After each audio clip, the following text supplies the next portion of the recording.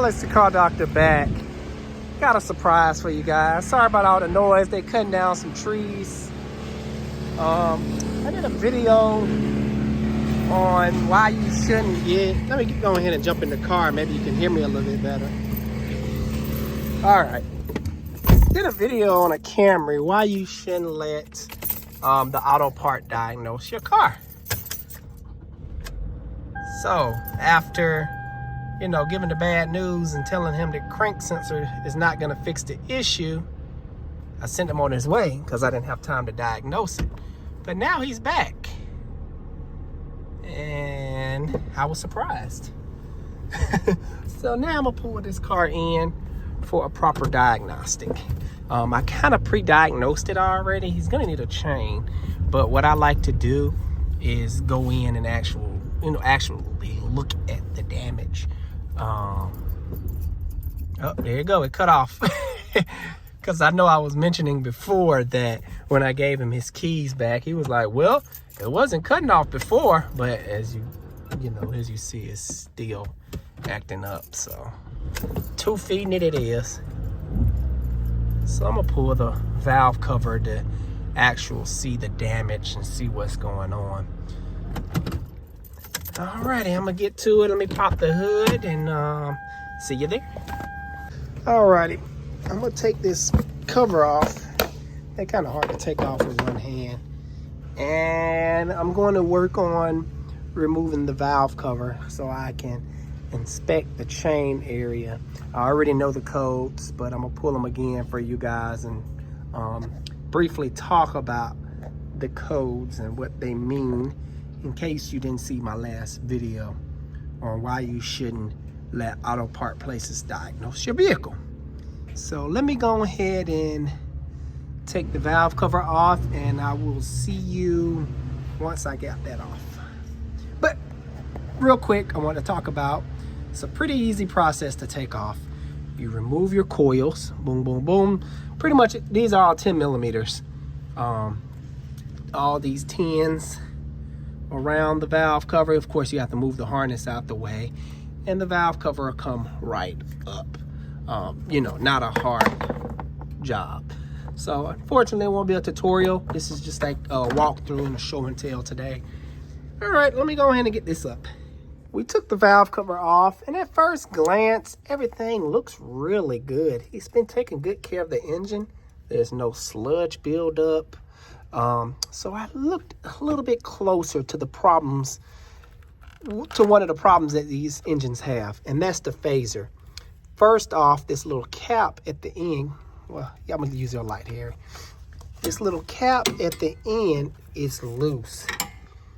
I can tell because it's like, you can tell it's real clean right here, and it's supposed to be flush up. See how that just moved?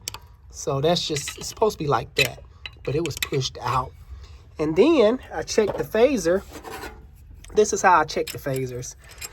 I just grab the cam on the appropriate spot. This is for a wrench, or I'm just using my pliers because it's not gonna hurt anything. So every time I move the cam with my pliers, the chain's supposed to correspond. So let's see what happens. Hopefully you can see this. I'm moving it, and that little play right there, it's not corresponding with the chain. Yeah, cam pulley. So this phaser is done for, and that's why it's rattling around, going crazy. The back one is actually good. Every time I move it, it moves with the chain. So there's no problems there. But when I'm going in, I'm gonna replace everything, both phasers and chain. I can't really see the guides. I'm limited by sight, so everything looks good, but I still believe there's a tensioner failure point too. But let me give this information to the customer, and I'll let you guys know how it went. This patient just got prescribed a new timing chain and new phasers. the customer actually listened to me and got what I recommended. Now, on the last little clip, I had the valve cover off only. This time we're just taking the front cover off, which that's the front cover. And man, do I have a surprise for you. This is the first time I've seen this happen on a cam gear / phaser. So let me come in a little bit closer. Do you see it yet? Do you see it yet? Look at that. It cracked. I didn't see this the first time because it was probably at the bottom. But man, I've never seen one explode like that. So that's why I was making all that noise. Man, I don't have too much to say about that. Alrighty, so I'm gonna get this put back together, and I'll give you, the aftermath of it. I can't get my words out when it's running smoothly. That's what I was trying to say. I just couldn't get it out.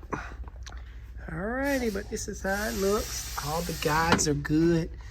Chain is actually good. Only 120,000 miles, so I was really trying to figure out what was going on. But alrighty, let me get back to work. This thing purring like a kitten. This is how a Camry's supposed to sound. Check it out. Nice and quiet. Not cutting off, shimmering, none of that crazy stuff anymore.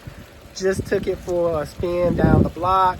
Purr like a kitten, power, all that good stuff. Very happy with the outcome.